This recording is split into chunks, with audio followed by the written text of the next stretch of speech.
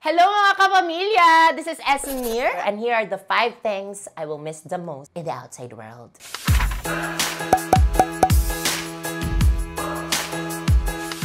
Ikaw! Syempre, kasi hindi ko na kayo makaka-interact. Kasi syempre, nasanay talaga ako as a content creator na makikipaghalubilo sa mga tao online. Freedom sa mga luxury. Yung mga simple luxuries in life. Like, yung mga pag-grocery, ganyan. I'll miss my friends and my families. Things ba yan sila? Yes, living things.